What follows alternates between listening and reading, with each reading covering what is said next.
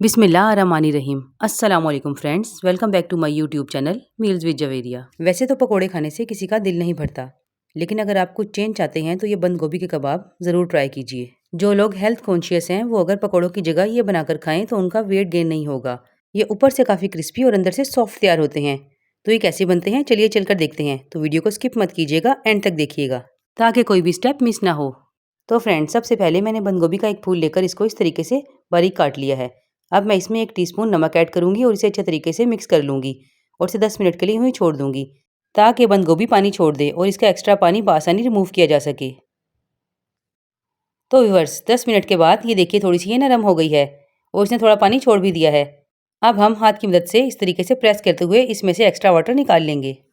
अगर आप बंद गोभी के पकौड़े बना रहे हो तो इसके लिए पानी निकालने की ज़रूरत नहीं है। तो फ्रेंड्स, ये देखिए पानी निकाल लिया है। अब मैं इसमें एक बड़े साइज़ का प्याज ऐड कर दूंगी मोटा काट कर, और 2 हरी मिर्चें। साथ ही अब मैं इसमें ऐड करूंगी ये कटा हुआ हरा धनिया, तकरीबन 1 कप के करीब। हरा धनिया इसमें थोड़ा ज़्यादा जाएगा। साबुत धनिया 1 टेबल स्पून, नमक ½ टी स्पून, थोड़ा नमक हम इसमें पहले भी डाल चुके हैं।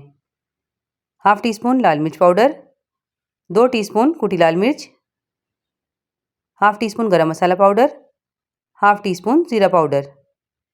अब हम इन तमाम मसालों को हल्के से मिक्स कर लेंगे और बाकी इंग्रेडिएंट्स इसके बाद ऐड करेंगे।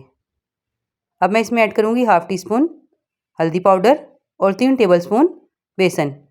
बेसन हम इसमें थोड़ा थोड़ा करके ऐड करते जाएंगे और जैसे जैसे ज़रूरत होगी और इसमें ऐड करते जाएंगे। एक साथ बेसन ऐड नहीं करना।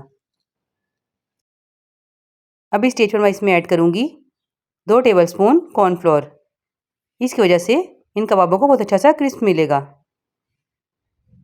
इसको अच्छे से मिक्स करने के बाद अब मैं इसमें 2 टेबलस्पून बेसन और ऐड कर रही हूँ क्योंकि ये अच्छे से बाइंड नहीं हो रहा। अब मैं इसे अच्छे तरीके से फिर से मिक्स कर लूँगी। तो ये देखिए फ्रेंड्स, मिक्सिंग कंप्लीट हो गई है। अब हम इसे बिल्कुल भी नहीं छोड़ेंगे वरना ये मटेरियल फिर से पानी छोड़ देगा। अब हम इसके कबाब तैयार कर लेते हैं। तो फ्रेंड्स, हाथों को मैंने गीला कर लिया है और अब मैं इस तरीके से इसके ये छोटे छोटे कबाब बना लूँगी। ये देखिए इस साइज़ के हमने इसके कबाब तैयार करने हैं। तो फ्रेंड्स, चलिए अब हम इन्हें फ्राई कर लेते हैं। फ्राई करने के लिए मैंने ऑयल को हल्का गर्म कर लिया है। अब मैं इन्हें अच्छे तरीके से 7 से 8 मिनट के लिए धीमी आंच पर फ्राई कर लूँगी। तो फ्रेंड्स, ये देखिए 4 मिनट के बाद एक साइड से कितने प्यारे गोल्डन हो गए हैं। अब मैं पलट कर इन्हें दूसरी तरफ से भी गोल्डन कर लूँगी। तो फ्रेंड्स, ये देखिए माशाल्लाह से ये कितने अच्छे तैयार हुए हैं और कितने क्रिस्पी लग रहे हैं। चलिए अब हम इन्हें निकाल लेते हैं। एक बंद गोभी के फूल में आपने देखा कि ये कितने सारे बनकर तैयार हो गए हैं। ये आप इवनिंग स्नैक के तौर पर भी इस्तेमाल कर सकते हैं और इमली की चटनी के साथ आप इसे खाइए तो ये बहुत ही मज़ेदार लगेंगे। अब मैं आपको इसे तोड़कर दिखाती हूँ। ये बाहर से काफ़ी ज़्यादा क्रिस्पी है और अंदर से देखिए बिल्कुल सॉफ्ट है।